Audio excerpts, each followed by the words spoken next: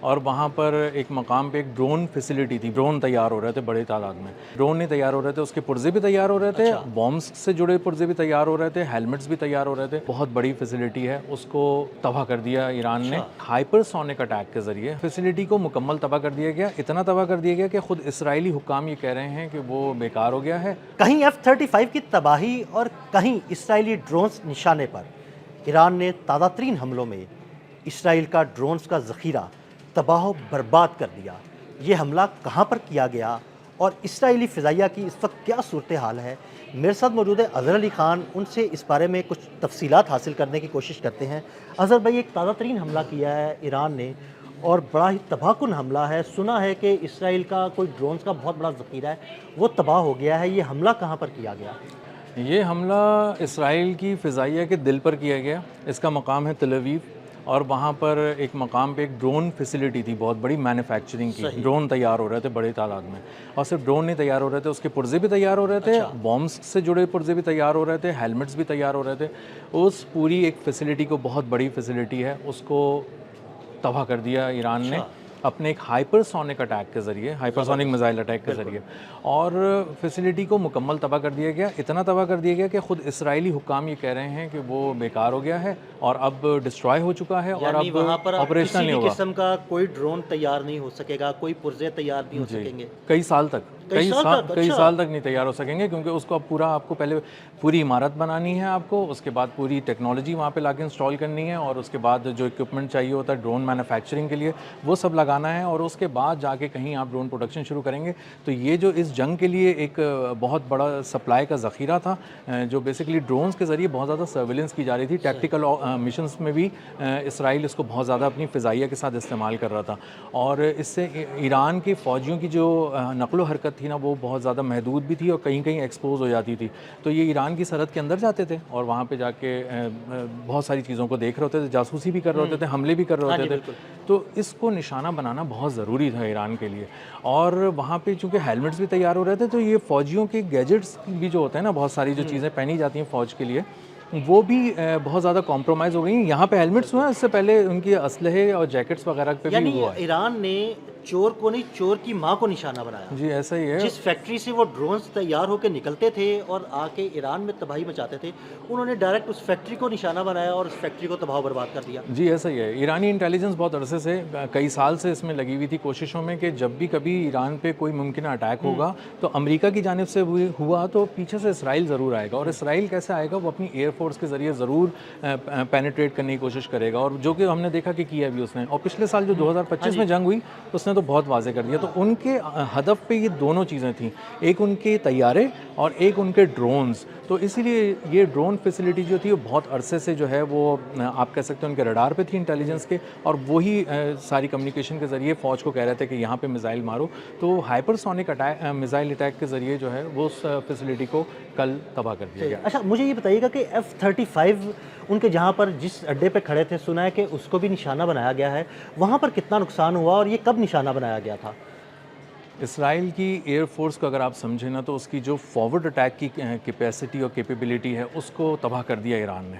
اسرائیل کی air force تو ہے لیکن وہ 60% ختم ہو چکی ہے، اور جن طیاروں پہ اس کو ناز تھا جو اس نے امریکہ سے خریدے تھے، $100 ملین کا ایک، 40 وہ کھڑے ہی تباہ ہو گئے، اس میں پائلٹ کے بیٹھنے کی بھی نوبت نہیں ہے۔ یعنی وہ گراؤنڈ پہ کھڑے ہی 40 F-35 لڑاکا طیارے تباہ و برباد کر دیے؟ تباہ ہو گئے۔ آدھے گھنٹے کا یہ آپریشن تھا، اس میں hyper sonic missile, ballistic missile اور ڈرونز کے ذریعے حملہ کیا گیا۔ وہ پہلے بتایا، اور نیواتم ایئر بیس ہے، یہ بتا دوں میں آپ کو پہلے، یہ ڈیزرٹ، نیگیو ڈیزرٹ کے قریب ہے، اور یہ بہت ہی اہم آپریشنل بیس تھی اسرائیل کی فضائیہ کی، اور یہیں سے سارے حملے پورے مشرق وسطیٰ میں کیے جاتے تھے۔ 3 اس کے رن وے ہیں، تینوں تباہ کر دیے۔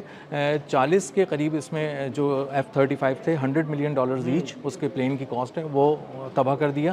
اور یہ طیارے اب 2 وجوہات کی وجہ سے اسرائیل نہیں لے سکے گا فوراً، ایک تو اس کے پاس پیسے نہیں ہیں، شارٹیج ہے، $4 ارب کا یہ نقصان ہے جو ایک ہی رات میں آدھے گھنٹے کے اندر ایران نے کیا۔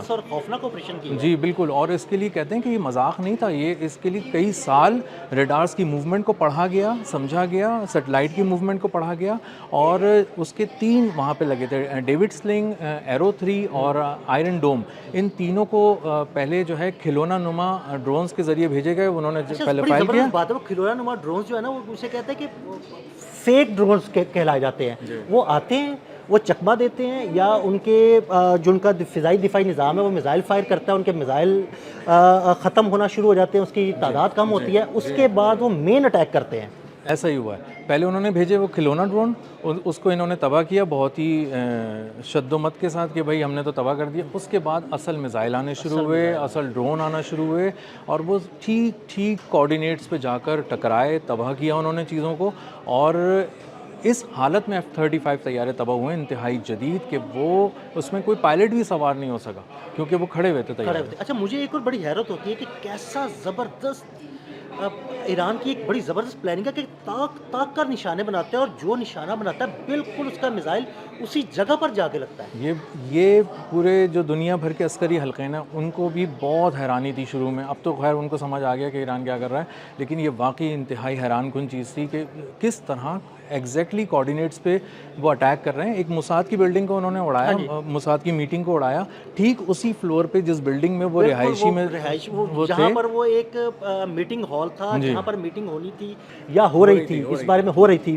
कुछ क्यास रही हैं कि पता नहीं हो रही थी या होनी थी, लेकिन यह है कि अगर हो रही थी और उसी बिल्डिंग को, उसी फ्लोर पे, उसी हॉल को उड़ाया, तो इसका मतलब है वहाँ पर भी इसराइल की बड़ी क़यादत हलाक हुई होगी। जी बिल्कुल। बिनाए बराक वो शहर है जो तेल अवीव के करीब ही वाक़ है, और उन्होंने उसका मीटिंग करने का मकाम इसलिए वहाँ डिसाइड किया था कि उनको ये अंदाज़ा था कि तेल अवीव बहुत ज़्यादा नज़रों में आ गया है ईरानी इंटेलिजेंस की, तो हम बिनाए बराक में एक मीटिंग करते हैं। और वहाँ पे मुसाद के अहम जो शैतान दिमाग थे उनको बुलाया गया था।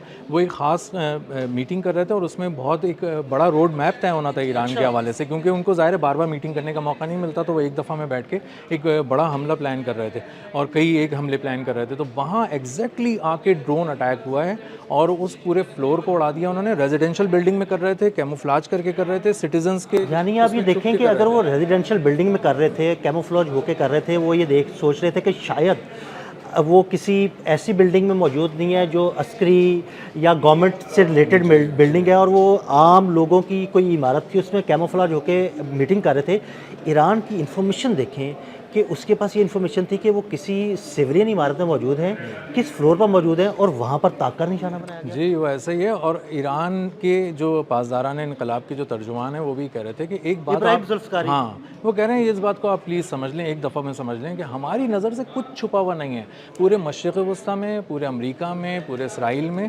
तो आप ये मत कभी सोचा करें कि ये अचानक हमला कैसे हो गया। हमने बड़ी तैयारी की हुई है, हमने आपको पढ़ा हुआ है, और अब हम जो हमले कर रहे हैं वो बहुत सोच समझ के और एक्यूरेसी के साथ कर रहे हैं। अज़हर भाई, आपका बहुत शुक्रिया, आपने बड़ी ही ज़बरदस्त तफसीलात हमारे नाज़रीन के साथ शेयर की।